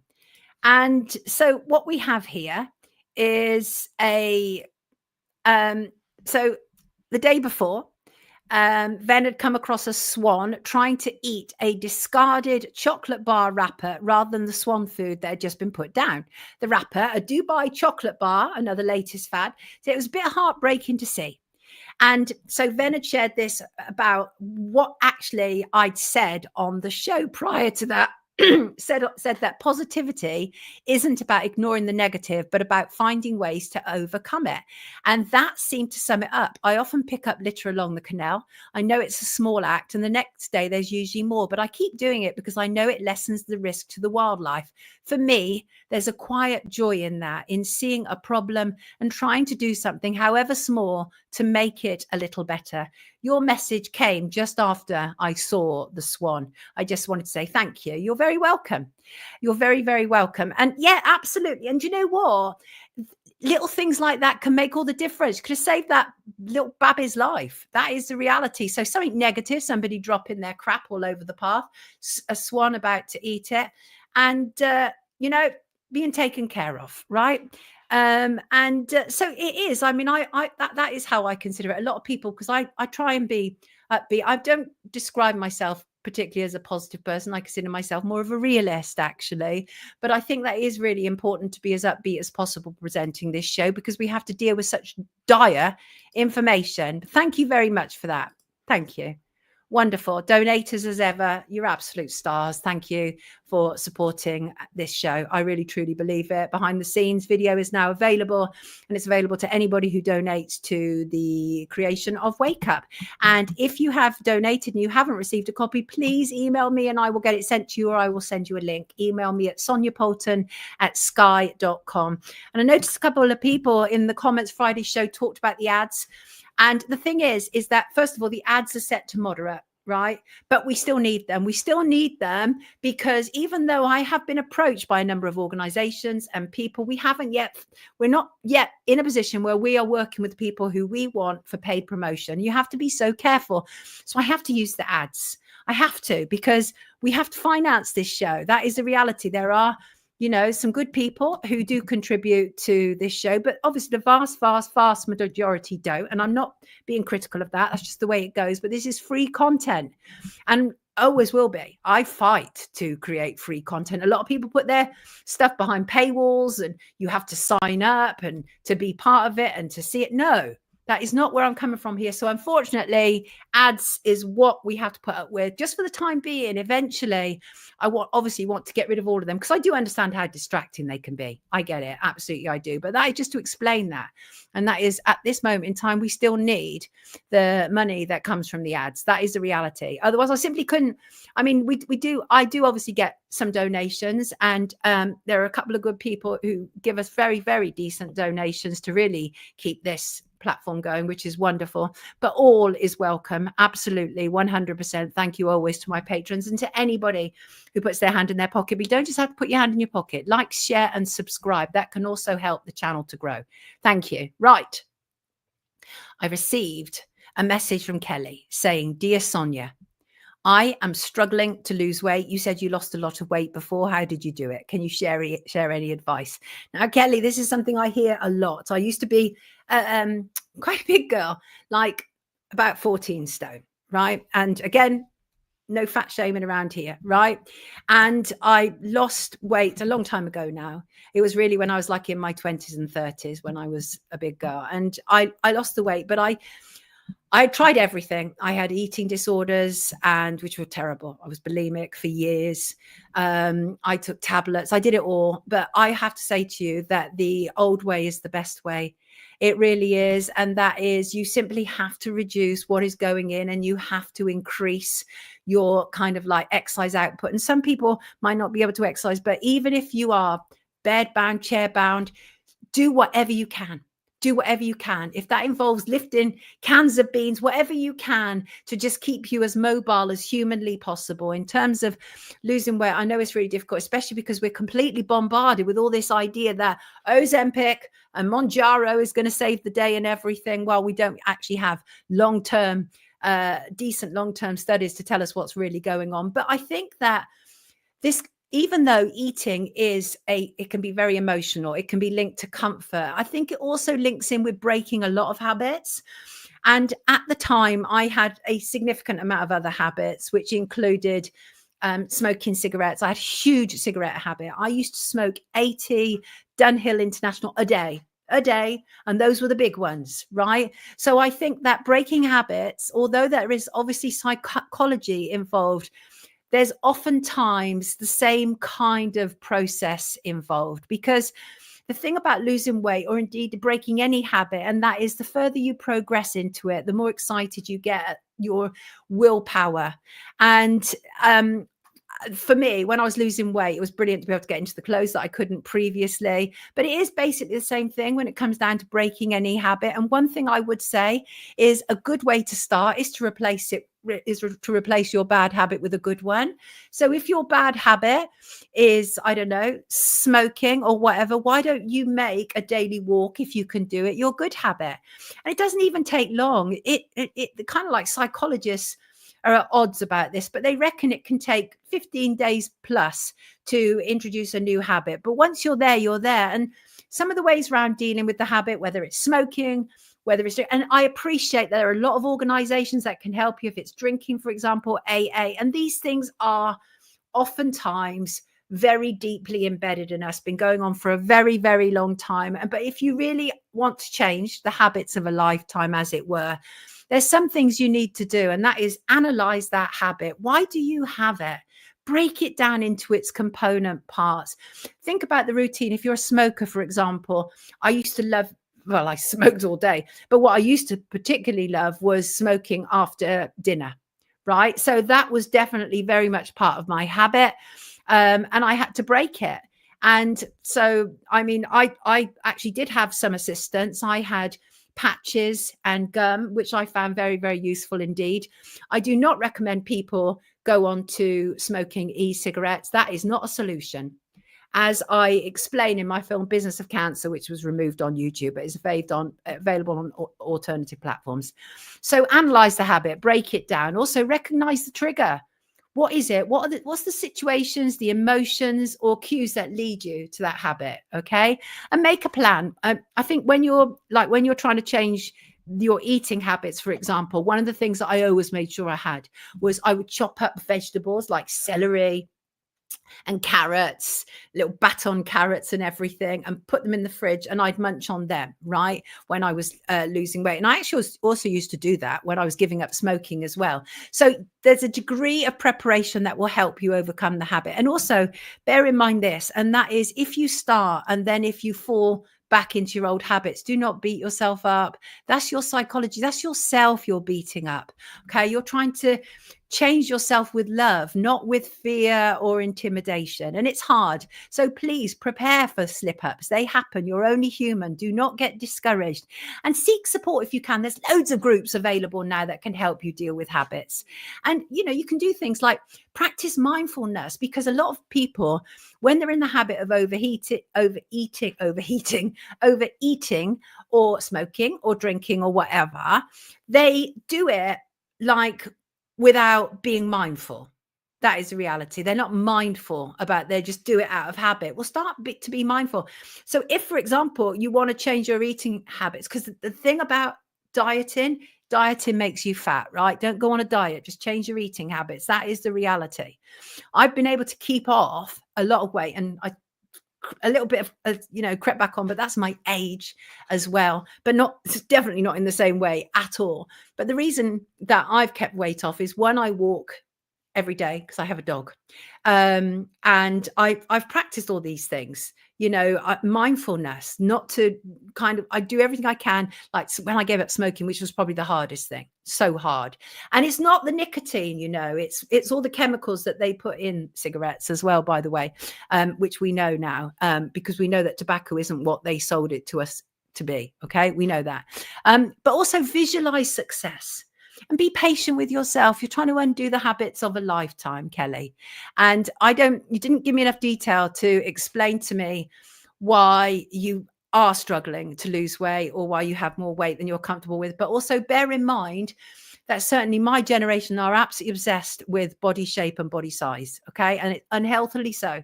And one of the reasons we are is because we've been force-fed a glut of advertising that to have, women should have like a 24-inch waist, or there's something wrong with them. They're not feminine enough. And that's what we've been force fed with. It's now happened to men much later than it happened to women. But that's really what's taken place. And if you're failing on all these things, consider professional help. I sought professional help when I gave up smoking cigarettes. I had they had a stop smoking clinic at my doctor's, and they were absolutely brilliant. And it was so wonderful to go in, blow into a tube and see how much less carbon monoxide I was pumping out. So it was all good. But just be patient with yourself. Be kind to yourself. People aren't kind enough to themselves these days. Have you noticed that? Not kind enough to themselves at all. And all the chemicals they put in food is what really makes people fat, says Randy. Top smoke, more Jane Fonda. The problem about Jane Fonda was that she taught us this whole ridiculous idea that you have to feel pain to get any gain. And it was dumb. Alcohol is terrible. And Aurora says smoking is the oral comfort like a dummy, really one factor of many. And Catherine, when I say alcohol is terrible, don't get me wrong. I like a drink, right? I love my cold beer, right? I love it. And I'm not really so much kind of like a spirits drinker these days or anything like that. And I never like whiskey or anything like that anyway. And that was because I got drunk at the age of 13 and I made myself sick. And I've never, ever been able to take the smell of whiskey since then, which is probably a good thing. Okay. And, but yes, Catherine, so ironic, isn't it, that the thing that is really the very worst thing is the thing that is legal. It's so ironic. Wizard says smoke is generally considered worse for health than drinking alcohol, as it is a leading cause of lung disease, cancer, and heart problems. Yes, so they tell us, but do they give us the full information? The full information. Oh, I like a Baileys. I tell you how I like a Baileys. I like a Baileys. This is my kind of Christmas drink, actually. I like a Baileys with some oat milk, and you probably won't like this, Baileys, oat milk and ice. Absolutely lovely. Thank you, Gwyneth. You're an absolute star. Thank you for that super chat. I appreciate you all very much. Right? No, Derek, it wasn't a shorter program. See, I say this, don't I? And then I don't do it. What am I like? Right? Mr. Mack is revealing some of his habits and secrets. That's interesting. And Merlot all the way. Oh my God, Essie, don't. I do like a drop of Merlot. I do like a drop of Merlot. Right. But the point is that we can do all those things, can't we, in moderation? It's just finding moderation. And a lot of the time we have those habits because they are a comfort. And I definitely sought comfort in food. And one of the clearest indications when I started to seek comfort in food was when my mum died when I was 11 years old. And both my sister and I, my sister became my guardian. She was only 18. Can you imagine? My sister and I, every day, my sister would go to the corner shop and we'd stock up on kind of like high fat, sugary food. And we just sit there and we just like comfort eat.